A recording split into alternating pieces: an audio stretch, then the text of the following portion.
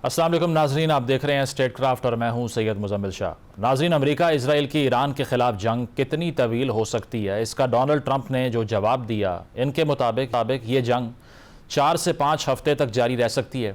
इसी तरह Ali Larijani, जो ईरान के कौमी सलामती काउंसिल के सरबराह हैं, उन्होंने ऐलान किया कि ईरान एक तवील मुद्दती जंग के लिए तैयार है। तो ऐसे में जब दोनों फरीकैन एक तवील जंग का इरादा कर रहे हों तो आने वाले दिनों में हालात मज़ीद कितने कशीदा होंगे, इसका अंदाज़ा लगाना मुश्किल नहीं।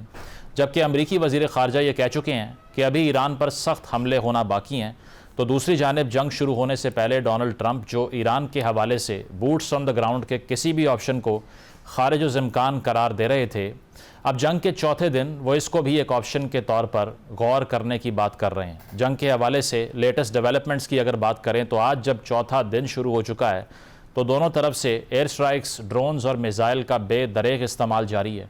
अमरीकी सेंट्रल कमांड के मुताबिक उन्होंने जंग के पहले 48 घंटों में ईरान में 1250 से ज़ायद अहदाफ को निशाना बनाया है और गुज़श्ता 24 घंटों में खसूसन ईरान की नेवल फोर्स को टारगेट किया गया, जो खलीज अमान में खड़े थे।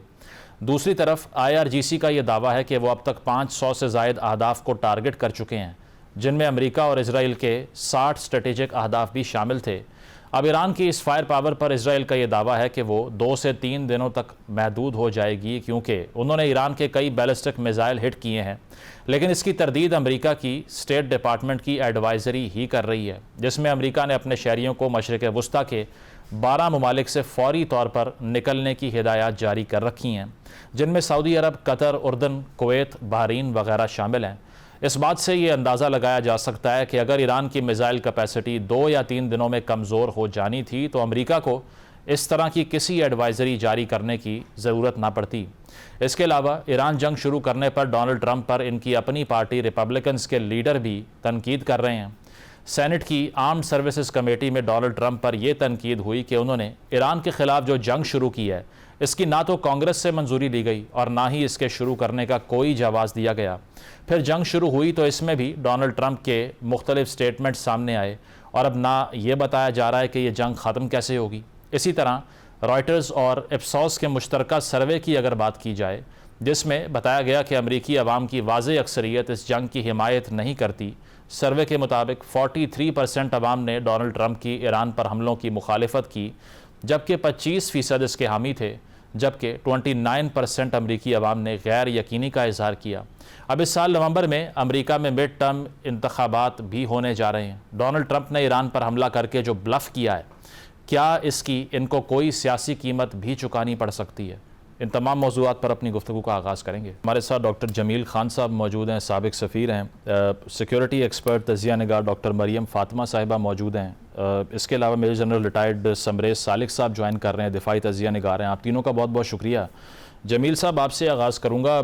अमेरिकन एडवेंचरिज़म की तो एक लंबी तारीख़ रही है, लीबिया हो या इराक़ हो या इससे पहले अफ़गानिस्तान हो, इजिप्ट हो, जहाँ पर रजीम चेंजेस करवाए गए।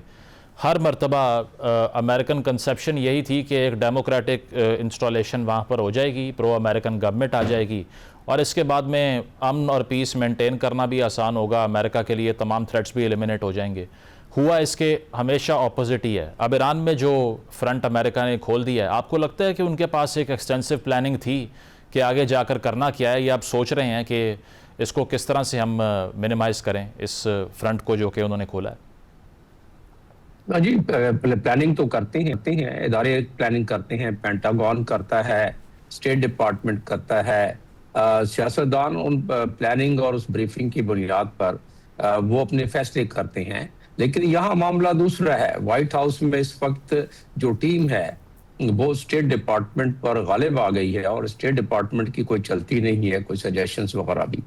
लेकिन ये कहने के बावजूद मुझे इस चीज का भी इदराक है कि अमेरिका का ये ईरान के हवाले से मामला बाकी रिजीम चेंज और बाकी जो जगहों पर एडवेंचर किया गया है उससे और ज्यादा सीरियस है और ज्यादा खतरनाक है। ये मैं क्यों कह रहा हूँ?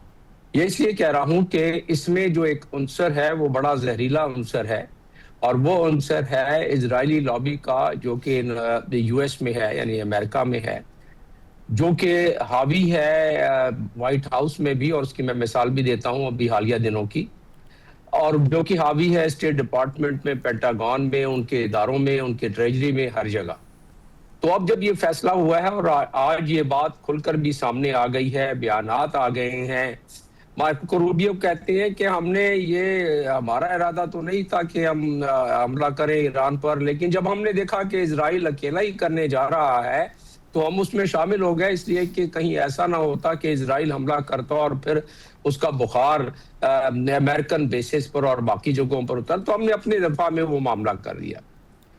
इतनी ज्यादा मुतजाद बातें, ये जो डायलॉग हो रहे थे जेनेवा में, उससे पहले ओमान में, उससे पहले तुर्की में, उसमें अगर उसको ही आप मवाजना कर लें और सामने इन तमाम चीजों को रख लें, तो डायलॉग जो ईरान है वो अपने इंटरनेशनल कानून के मुताबिक बहुत सही जामे तरीके से डिप्लोमेटिक जिस तरह अंदाज होना चाहिए, इंटरनेशनल लीगल फ्रेमवर्क होना चाहिए, उसके मुताबिक कर रहा था। दूसरी जानिब से उसके बरक्स यानी कि अमेरिका, और वो क्यों कर रहा था, इजराइल। और वो इजराइल का आपने देखा कि आखिरी में जो मिसाल आपको मैंने कहा था कि देता हूं, वो जो आखिरी विजिट हुई है आज से 12-15 रोज कबल नेतन्याहू की व्हाइट हाउस में, और उससे पहले भी इसी तरह हुआ था, लेकिन जो बैक डोर से गए और जाके वहां काफी टाइम गुजारा, उससे पहले इजरायली लॉबी ने काफी काम किया हुआ था, तो वहां रोड मैप पूरा तैयार होके आया।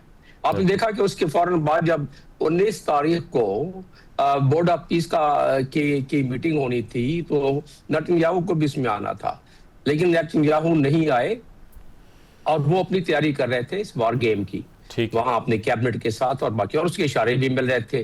तो मजमूई तौर पर इसको समअप अगर मैं करूं अभी इस गुफ्तगू को यहाँ, तो ये एडवेंचरिज्म बहुत महंगा पड़ेगा। फर्क ये है कि इस एडवेंचरिज्म में पाकिस्तान की बॉर्डर 900 किलोमीटर साथ है ईरान के, और आज मिनिस्टर ऑफ डिफेंस ने हमारे बिल्कुल खुले अल्फाज में कह दिया, कोई लगी लिपटी नहीं रखी इसमें, और इसमें समझ लें कि ये एक हमारी पॉलिसी उन्होंने सामने रख दी, लेकिन जरा जिन अल्फाज में रखी, थोड़ी सी उसके मजबरात तो शायद आगे हो सके, लेकिन कम से कम पाकिस्तान ने अपने कार्ड दिखला दिए। फरमाते हैं मिनिस्टर ऑफ डिफेंस हमारे ख्वाजा के ज़ायोनिज्म जो है इन तमाम प्रॉब्लम्स की जड़ है मुस्लिम उम्मा में। और साथ में ये भी फरमाते हैं कि एजेंडा जो है ये भी जो इजराइल और इंडिया मिल के ये कंस्पिरेसी कर रहे हैं पाकिस्तान के खिलाफ भी। तो ये चीजें बताने का उनको मकसद ये है कि जिस तरह हम लोग कहते आए हैं, हम जैसे तजिया निगार कहते आए हैं कि ईरान में बाकी मामलात, एनरिचमेंट और ये मिसाइल का मामला और प्रॉक्सीज को से हाथ उठाने का मामला, वो क्यों हो रहा है? इसलिए कि पूरे 57 ममालिक के ब्लॉक में एक ईरान वाहिद मुल्क था जो कन्फ्रंट कर रहा था। बिल्कुल इस बारे में बात होती है कि इसको इसीलिए न्यूट्रलाइज करने की कोशिश की गई। इसमें समरेज साहब, एक तरफ ये एस्पायरेशन के न्यूक्लियर डील हो जाए, बातचीत हो जाए, ये खबरों का सामने आना कि एनरिचमेंट ज़ीरो करने पे ईरान जो है वो कंपेल हो गया था, उसके बावजूद अटैक हो जाना। अब ये हैरान कुन नहीं है। मैं एक सऊदी जर्नलिस्ट की गुफ्तगू सुन रहा था, तो वो ये कह रहे थे कि अमेरिका ने पूरे गल्फ़ को अकेला छोड़ दिया इजराइल की वजह से, और वो उसकी प्रोटेक्शन में लग गए, अपनी बेसिस को भी भूल गए जो हमारे मुल्कों में इन्होंने बनाई थी, और हम अब ओपन बैठे हुए हैं। अब आप देख लीजिए कि गल्फ़ का कोई मुल्क भी महफूज नहीं है मिसाइल अटैक से, ड्रोन्स अटैक से। तो जो तसव्वुर होता था कि बहुत ही सेफ़ टेरिटरी है, या इन्वेस्टमेंट भी कर सकते हैं, with in a few days उस सारे गुब्बारे से हवा निकल गई। तो अमेरिका ने वाकई पूरे गल्फ़ पे और अपनी नेशनल सिक्योरिटी के ऊपर और अपनी डोमेस्टिक पॉलिटिक्स के ऊपर इजराइल को प्रेफर कर दिया, और अगर किया है तो क्यों किया? थैंक यू वेरी मच, आपने मुझे अपने प्रोग्राम में लिया। देखिए, मैं ये समझता हूँ कि नॉर्मल कंसेप्शन ये रही है कि Israel is proxy of the US, but in my view the times have changed and US has become a proxy of Israel. Israel dictate करता है यूएस को और यूएस फ्रस्ट्रेट फील करता है। पिछला जो कॉन्फ्लिक्ट हुआ था जून 25 में, उसमें भी हमें याद है कि प्रेसिडेंट ट्रंप ने किस तरीके से अपनी फ्रस्ट्रेशन डिस्प्ले की अगेंस्ट इजराइल कि वो उनकी बात नहीं मान रहे हैं, they are doing this and they are doing that, and he even used the foul language. इस दफ़ा भी मतलब जो इंडिकेशंस आ रही थी immediate before start of hostilities कि they are very close to peace deal. मेरे नज़दीक इजराइल ने through its own interest and motives इस प्रोसेस को डीरेल किया, प्रीएम्प्ट किया, एंड ही वांटेड के कॉन्फ्लिक्ट होना चाहिए। और उसमें इसराइल जो है हमें पता है कि उसके ग्रेटर इसराइल के डिज़ाइंस हैं, कि उसकी ख्वाहिशें हैं। उसके अलावा ईरान एक वाहिद मुल्क है जो कि एक रेजिस्टेंस डिस्प्ले कर रहा है और कंटेस्ट कर रहा है मिडिल ईस्ट में। तो Israel as well as US दोनों चाहते हैं कि इस वाहिद रेजिस्टेंस को एलिमिनेट किया जाए। लेकिन जैसे आपने कहा कि जो मिडिल ईस्ट है उस पे यूएस के इंटरेस्ट वो भी बुरी तरीके से हर्ट हुए हैं। जो उनके अलाइज हैं they are feeling themselves vulnerable and left alone. और एक बहुत बड़ा लेसन इस सारे प्रोसेस में मर्ज होता है, जिस किसी ने अपनी सिक्योरिटी को सबलेट किया किसी और को, चाहे वो जापान था, चाहे यूक्रेन था, चाहे वो लिबिया था, उसको एक दिन शर्मिंदगी उठानी पड़ी है। सिक्योरिटी वो फंक्शन है जो हर किसी ने अपनी खुद करनी है और अपनी खुद कैपेबिलिटी और कैपेसिटी बिल्ड करती है अपने आप को सिक्योर करने के लिए। तो ये सारे प्रोसेस में जो मैं देख रहा हूँ, मैं यहाँ पे ये कहना चाहूँगा कि वी नो कि यूएस का डिक्लाइन शुरू है, लेकिन आप देखें कि किस तरीके से यूएस में मॉरल ग्राउंड्स के ऊपर डिके है, यूएस में कोऑर्डिनेशन और कोऑपरेशन के ऊपर डिके है, यूएस में किंगशिप आ चुकी है रादर देन डेमोक्रेसी। और इस पर्टिकुलर वॉर के कॉन्टेक्स्ट में पेंटागन और स्टेट डिपार्टमेंट एंड प्रेसिडेंसी एक पेज के ऊपर नहीं है। पेंटागन ने जो कांग्रेशनल हियरिंग में एडमिट किया है कि no, Iran wasn't an imminent threat to the US.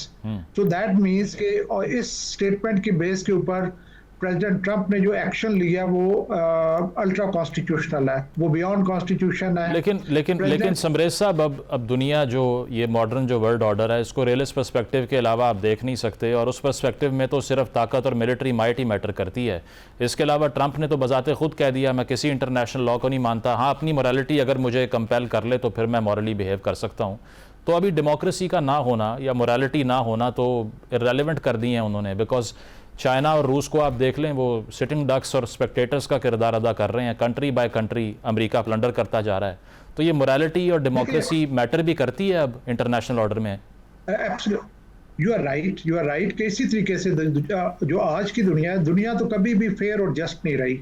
लेकिन मैं समझता हूँ कि इस अकाउंट पे इस वक्त the word is on the lowest एब। माइट इज राइट, जंगल का कानून, कोई नॉन रूल बेस्ड वर्ड, कोई रूल्स नहीं है, यूएन इररेलेवेंट हो चुका है। लेकिन मैं इसमें ये कहना चाहूँगा कि शॉर्ट टर्म में तो definitely America is prevailing upon these things, लेकिन लॉन्ग टर्म में अमेरिका अपने आप को खुद डैमेज कर रहा है। अगर एक मुल्क जिसमें इतनी कोऑर्डिनेशन ना हो सके, स्टेट डिपार्टमेंट कुछ और कह रहा है, प्रेसिडेंसी कुछ और कह रही है, पेंटागन कुछ और कह रहा है, कांग्रेस कुछ और कह रहा है, तो जस्ट इमेजिन कि अभी तो हो सकता है कि वो, और अभी भी उनका नुकसान हो रहा है अगर इस वॉर की मैं बात करूं, लेकिन आफ्टर फ्यू इयर्स यूएस का क्या हाल होगा। मेरे नज़दीक जो यूएस का डिक्लाइन है वो इन्हीं चीज़ों से इंडिकेटिव है और इन्हीं चीज़ों के थ्रू होगा, रादर दैन के यूएस के ऊपर कोई बहुत बड़ा कोई इकोनॉमिक डिक्लाइन होगा, मॉरल डिक्लाइन होगा, कोऑर्डिनेशन की डिक्लाइन होगी। फिर उसके अलावा देख लें जो फाइल, मेरे नज़दीक मैं एक लास्ट बात कहना चाहूँगा कि इस वक्त जो यूएस की लीडरशिप है वो वल्नरेबल है और एक्सप्लॉइटेबल है।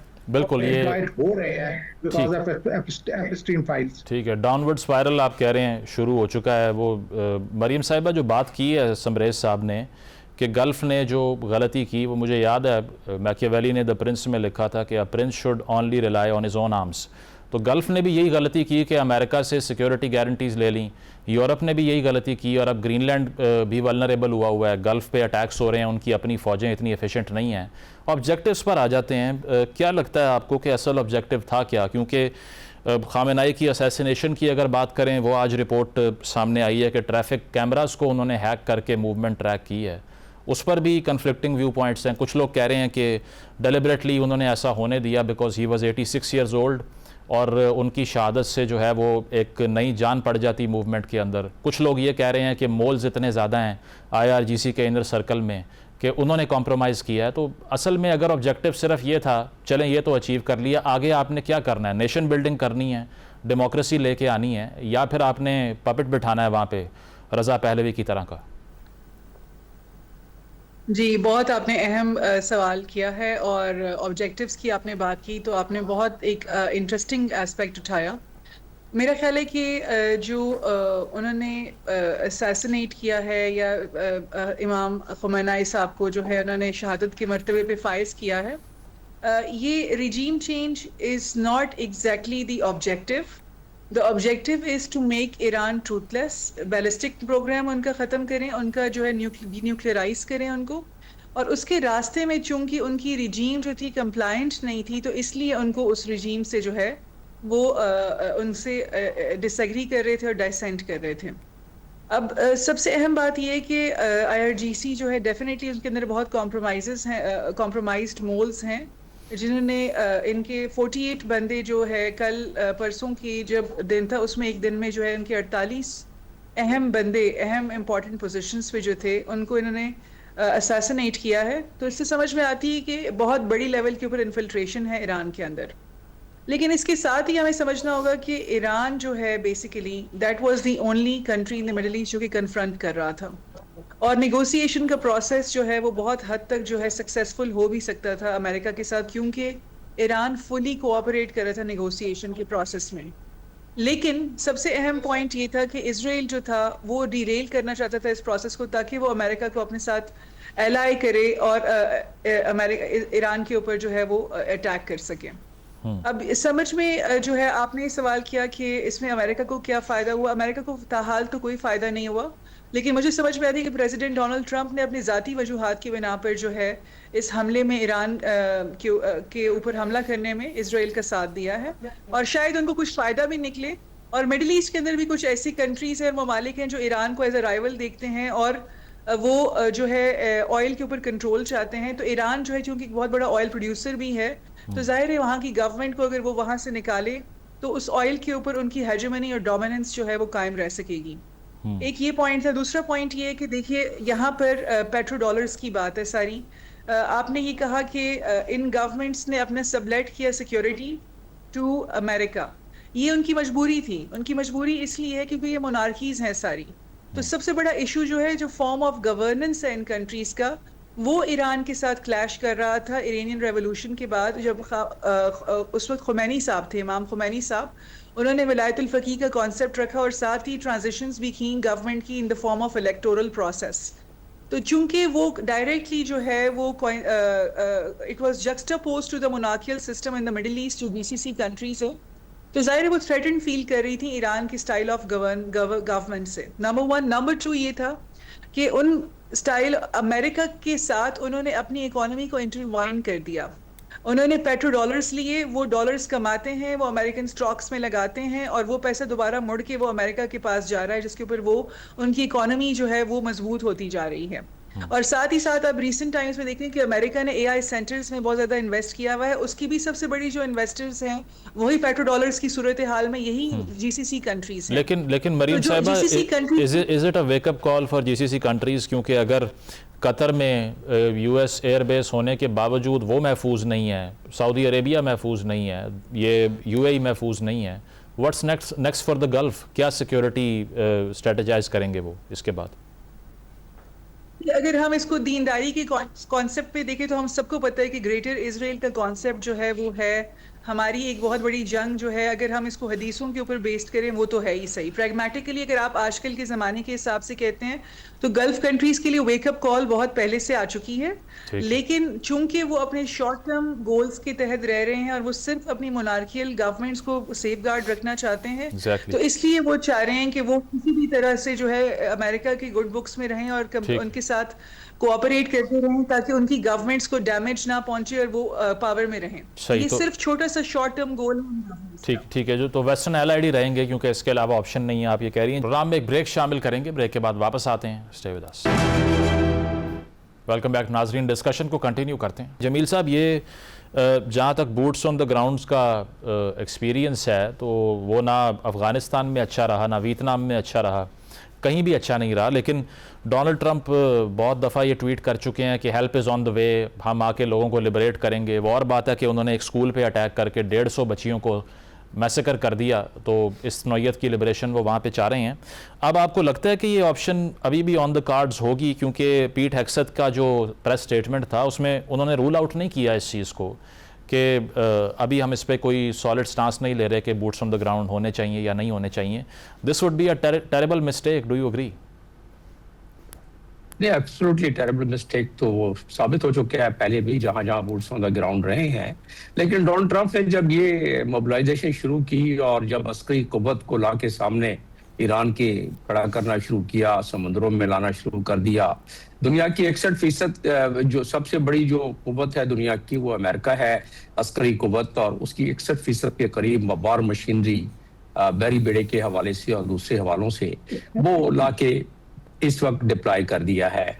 और 21 के करीब उनके जो हैं सारे बेसेस, वो सब मिला के 45,000 के करीब इस वक्त बनते हैं. जो फौज जिसका कि आप जिक्र कर सकते हैं कि उनमें से कुछ बूट ऑन द ग्राउंड के लिए इस्तेमाल हो सकते हैं. लेकिन ये उनको भी पता है, अमेरिका को भी, कि ईरान कौन सी कौम है, और ईरान जो है वो जितनी बड़ी आबादी है वहाँ 90 मिलियन से ज्यादा की, तो वो आबादी और जितनी होमोजेनियस आबादी है, जितनी रेजिलियंट आबादी है, जितनी मोटिवेटेड आबादी है, तो वो तो अमेरिकन सोल्जर्स के लिए मैं समझता हूं कि मौत का कुआं साबित होगा.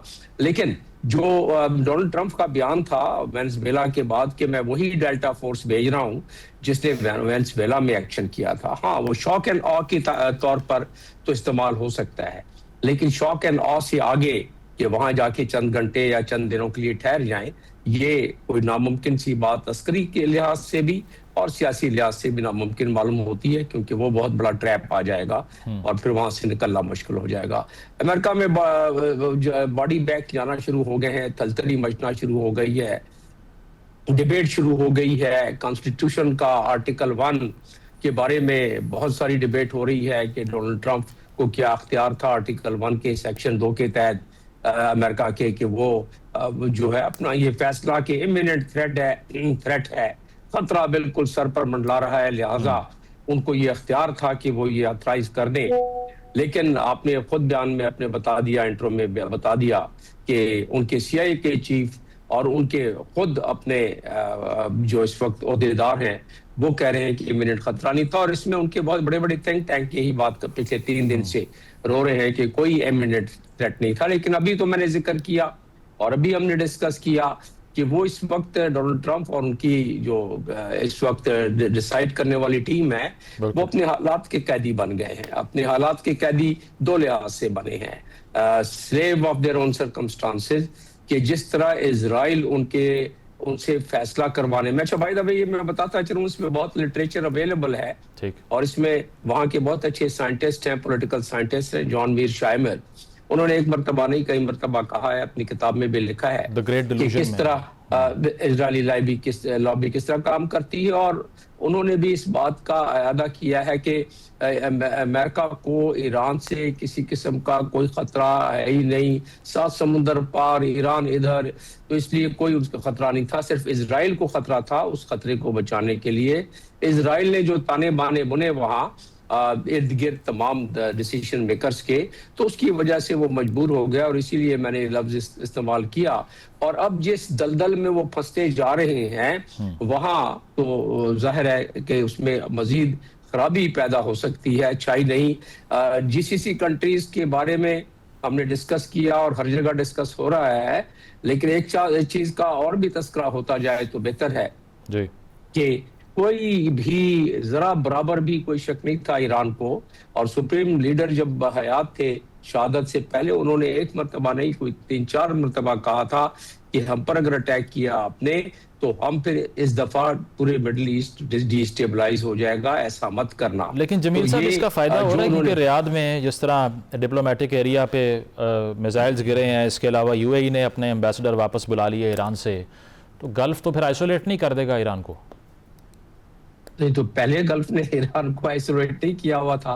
किस स्टेज पर ईरान को एक छोटी सी कोशिश थी, वो भी कुछ मुल्कों ने मिलके कि थोड़ी सी सफारती ताल्लुकात सऊदी अरब के साथ कुछ मिलकर ठीक है। हुआ था, लेकिन किस स्टेज पर गल्फ ने कब साथ दिया ईरान का, और मैं तो खुद कुछ जाती नॉलेज भी है, इसलिए अब ज़ाहिर है हमारे दोस्त हैं गल्फ कंट्रीज, उसका जिक्र करना मुश्किल होगा जब मैं खुद वहाँ सफीर रहा हूँ। नहीं, तो एमबीएस मुझे के आने मालूम के है कि बाद वो तो लोग क्या थोड़ी बात सी तो बर्फ पिघली थी, और साथ कतर मीडिएशंस करवाता रहा है हमास की, और अपने डिप्लोमेटिक ऑफिसेस प्रोवाइड कर रहा था, तो अब तो वो अबैंडन हो लेकिन गया। ईरान को अच्छी तरह पता है, ईरान को अच्छी तरह पता है कि इस मीडिएशन के बाद भी, और वो थोड़ी सी बर्फ पिघली थी उसके बावजूद, ईरान के इंटरेस्ट के खिलाफ और ईरान के खिलाफ क्या कुछ होता रहा है, क्या कुछ पकता रहा है वहाँ इस खित्ते में, वो ईरान को इस चीज़ का बड़ा इदराक है। ईरान दरअसल आपने देखा होगा कि इवन अमेरिका में एक जब ये भी स्टेट ऑफ द यूनियन की स्पीच हो रही थी, तो हाउस में बहुत सारे नुकात जिक्र किया डोनाल्ड ट्रंप ने, तो हाउस आधा खड़ा रहता था और ज्यादातर डेमोक्रेट्स बैठे रहते थे। जब ईरान पर इनरिचमेंट की और बात आई ईरान पर कि ईरान को इनरिचमेंट कभी नहीं, जिंदगी में नहीं करने देंगे, और उसके लिए हमें जित तो उन्होंने सब खड़े हो गए, डोनाल्ड ट्रंप भी, डेमोक्रेट्स भी, और रिपब्लिकन ने खड़े होकर तालियां बजाई। बिल्कुल कंसेंसस इस पे दिखाई दिया अमेरिका में। ठीक है, इस पे समरेश साहब, सिक्योरिटी पॉइंट ऑफ व्यू से ये जो डोनाल्ड ट्रंप बात कर रहे हैं कि 4 से 5 हफ्ते की रेजिस्टेंस है ये, इसके बाद ऐसा ये नहीं कंटिन्यू कर पाएगा ईरान, आप अग्री करते हैं कि जो उनकी एक रेजिस्टेंस शील्ड है वो सिर्फ उनके मिसाइल प्रोग्राम पे खड़ी हुई है, अगर वो स्टॉक डिप्लीट हो जाए और उसके नंबर्स लो हो जाएं तो उसके बाद फिर ज़्यादा आसान हो जाएगा, वॉक ओवर मिल जाएगा, या सिर्फ ओवर स्टेटमेंट है ये अमेरिका की? मैं ये कहना चाहूँगा कि दोनों तरफ वल्नरेबिलिटीज है। ईरान डेफिनेटली एक आइसोलेटेड कंट्री है, उसके पास जाहिर है whatever resources it might have, तो उसकी जो फैक्ट्रीज हैं, everything is not functioning as US might have, तो उस अकाउंट पे तो यस ईरान के लिए भी चैलेंज होगा इस तरीके से इस जंग को आगे प्रोलॉन्ग करना। लेकिन जो अभी की इंडिकेशंस हैं, जो कुछ अभी तक हम देख रहे हैं, जिस तरीके से ईरान जो है वो वन आफ्टर अनदर राउंड जीत रहा है, मेरे नज़दीक ये ज़्यादा वल्नरेबिलिटी यूएस की है। यूएस में इंटरनल प्रेशर्स आना शुरू हो गए हैं, यूएस के अपने जो उनके अदारे हैं उन्होंने प्रेसिडेंट को अबंडन करना शुरू कर दिया है। पेंटागन ने एक डिफरेंट स्टेटमेंट दी है, कांग्रेस में रूबियो जो है वो एक डिफरेंट स्टेटमेंट दे रहे हैं। सो दैट मीन्स के ऐसे फील हो रहा है कि जब क्या कहते हैं, जब शिप डूबने लगता है तो सारे उससे छलांगे मारना शुरू कर देते हैं। तो President Trump is under lot of pressure. उनकी इस वक्त जो रेटिंग है that is as low as 18%, और किसी ने पास्ट बट वॉर की भी इसी तरीके का कंपैरिजन दिया हुआ था कि उस वक्त के जो प्रेसिडेंट थे जिनकी रेटिंग समथिंग ओवर 50 थी, वो भी इम्पीच हो गए। सो president Trump is himself facing challenges, और मेरे नजदीक एक्यूमुलेटिव जो सिचुएशन है, निक्सन की बात कर रहे होंगे, की जो इकोनॉमिक जी मैं क्या निक्सन की बात कर रहे होंगे आप वियतनाम वॉर में? हाँ एग्जैक्टली। सेकंड मैं ये कहना चाहूंगा, जो एक्यूमुलेटिव सिचुएशन है, मेरे नजदीक geo economics is going to take front seat. जिस तरीके से मिडिल ईस्ट में एक डिस्ट्रक्शन जारी है, जिस तरीके से बहुत बड़ी एम्पायर्स उनका जो है वो इन अ वे डिस्ट्रक्शन हो रही है। कतर ने अपनी गैस प्रोडक्शन बंद कर दी है, सऊदी अरेबिया में ऑयल प्रोड्यूसर की प्रोडक्शन बंद हुई है, दुबई जो है that is itself under pressure, उसका बबल बस्ट हो रहा है। तो ये जितने भी ममालिक हैं, एक तो उन्हें गिला है यूएस से कि उसने उन्हें अनकवर्ड छोड़ दिया, अपनी और इजराइल की प्रोटेक्शन में लग गया, और वो इसी तरीके से होता है, वंस शिप्स आर डाउन हर कोई सेल्फिश होता है कि मैं प्रोटेक्ट अपने आप को करूं रादर देन किसी और की फिक्र करूं। दूसरी तरफ यह है कि सारे ममालिक का बहुत ज्यादा नुकसान हो रहा है। अब आप देखें कि दुबई जो इतने अरसे के बाद एक एम्पायर के तौर पे इमर्ज हुई है, कितना अरसा उसे मजीद लगेगा to get back to this normal state. So highest मतलब जो biggest airport that is dysfunctional, biggest port of the world that is dysfunctional. और समरेश साहब, शॉर्टली ये जो ट्रांजिशन ऑफ पावर है या इस केओस से ऑर्डर का निकलना, ये कितना बड़ा चैलेंज है ईरान के लिए कि वो नेक्स्ट इन लाइन जो लीडर है उनको नॉमिनेट करें और हायरार्की उनकी इस्टेब्लिश भी हो जाए, क्योंकि अक्सर फिर टग ऑफ वॉर शुरू हो जाती है, वर्स्ट केस सिनेरियो में ब्लडी कॉन्फ्लिक्ट भी सामने आ जाते हैं। ऐसा तो कुछ नहीं होगा आपके एनालिसिस में? देखिए, जो पिछला कॉन्फ्लिक्ट था जून 25, उसने भी प्रूव किया कि उनके systems are more robust than personalities. ये जो कॉन्फ्लिक्ट जा रहा है, इसमें भी अभी आप देख रहे हैं कि इमाम खुमैनी का जाना एक्चुअली तो अगर इंडिविजुअल बेस्ड चीजें होती और सिस्टम उस तरीके से रोबस्ट ना होता तो इस वक्त आपको ईरान के रिस्पॉन्सेज में, ईरान के मोराल में बहुत बड़ी सैगिंग नजर आनी चाहिए थी, लेकिन ऐसा नहीं हुआ। इमाम अली खामनाई की शहादत के बाद ईरान उसी तरीके से रिस्पॉन्ड कर रहा है, बल्कि मैं समझता हूँ ज्यादा एग्रेसिवली रिस्पॉन्ड कर रहा है। फेयर इनफ, ठीक है, पॉइंट आ गया। आई डोंट थिंक सो इस तरह का क्राइसिस था। सही। प्रोग्राम में एक ब्रेक शामिल करेंगे, ब्रेक के बाद वापस आते हैं। Stay with us. Welcome back नाजरीन। पैनल हमारे साथ मौजूद है, डिस्कशन को कंटिन्यू करते हैं। मरियम साहिबा, ये मूविंग फॉरवर्ड पाकिस्तान की सिचुएशन की अगर हम बात करें तो it is very grave and serious, क्योंकि अगर आपके बॉर्डर के करीब अमेरिकन और इजरायली एयरक्राफ्ट्स परवाज़ें कर रहे हैं, एक तरफ आपने BLA को कन्फ्रंट करना है, फिर हमने बगराम एयरबेस पे भी गुज़श्ता रात बॉम्बिंग की है, इस पर भी ख़बरें सामने आ रही हैं। Taliban both TTA and TTP, फिर आपका ईस्टर्न बॉर्डर भी हॉट है, इंडिया के साथ भी लास्ट ईयर कन्फ्रंटेशन हुई। हमारी जो फॉरेन पॉलिसी अप्रोच है, मैं तो इसकी तारीफ़ करूँगा, बहुत से लोग तनकीद करते हैं कि हमने क्लियर स्टांस नहीं लिया, जबकि फॉरेन पॉलिसी में इतनी क्लैरिटी जो आपकी नेशन को कॉस्ट कर दे वो होनी नहीं चाहिए अकॉर्डिंग टू मी।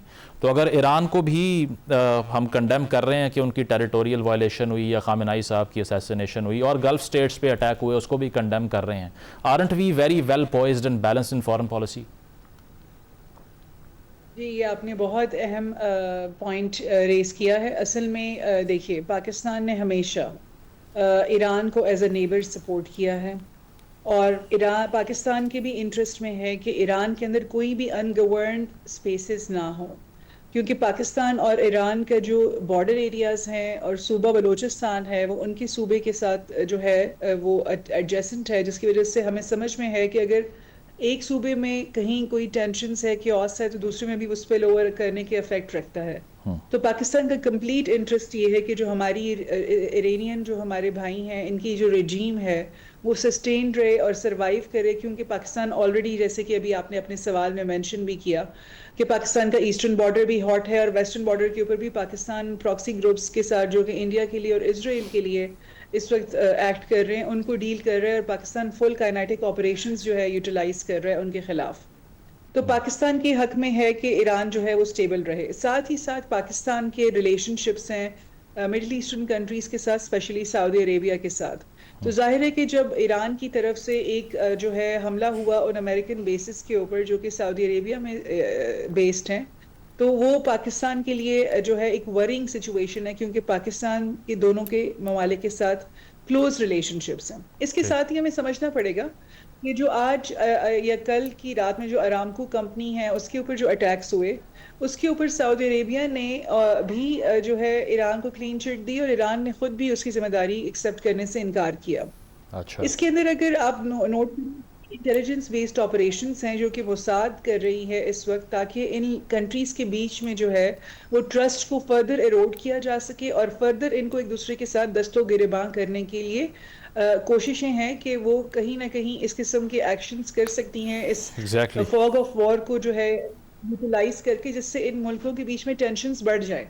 बिल्कुल। तो अभी जो है फिलहाल जो है पाकिस्तान जो है वो यही रोल अदा कर रहा है कि वो ईरान को भी कह रहा है कि वो अपने जो है अटैक्स को जो है specially with reference to Saudi Arabia and the other countries as well, कि उनको वो रिस्ट्रेन रखे। लेकिन पाकिस्तान जो है ऑन द अदर हैंड समझता है कि ईरान जो है इस वक्त सेल्फ डिफेंस में जा रहा है। ईरान की जो स्ट्रेटजी है उसको हम डूम्सडे स्ट्रेटजी कहते हैं। सही। डूम्सडे स्ट्रेटजी जो होती है वो एस्केलेशन पॉस्चरिंग होती है, जिसके अंदर हम समझते हैं कि एक स्टेट अपने तमाम जो है वसाइल बरोए कार लाकर अपनी एग्जिस्टेंस और सर्वाइवल को इंश्योर कर रहा होता है।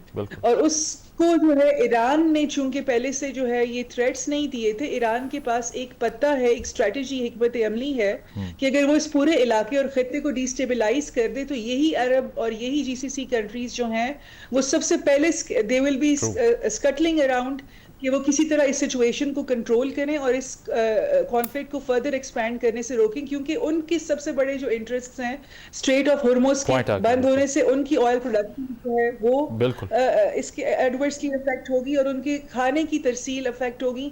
ईरान का देखिए, ईरान जो है वो इस वक्त इसको हम कहते हैं डेथ ग्राउंड, डेथ ग्राउंड वो स्ट्रेटजी होती है जहां ईरान कोई भी एक्शन ले सकता है जिससे जीसीसी कंट्रीज फर्दर डिस्टेबलाइज हो सकती हैं, और उनके पास तो अपने पीने का साफ पानी तक जो फ्रेश वाटर रिसोर्सेज हैं वो भी मुहैया नहीं है, वो भी डिसैलिनेशन एग्जैक्टली इसीलिए वाटर राशनिंग शुरू हो जाती है वहाँ पे, और इसीलिए पॉइंट ऑफ नो रिटर्न पे आने की वजह से अग्रेसिव रिएक्शंस सामने आ रहे हैं। जमील साहब, माजरत के साथ आपसे वक्त ख़त्म हो चुका है, बहुत शुक्रिया। समरेज साहब, जमील खान साहब, मरियम फातिमा साहिबा मौजूद थी। ब्रेक लेंगे, ब्रेक के बाद वापस आते हैं। Stay with us. नाज़रीन, प्रोग्राम आपने मुलाहिज़ा किया, फीडबैक ज़रूर दीजिएगा, इजाज़त दीजिए, अल्लाह हाफ़िज़।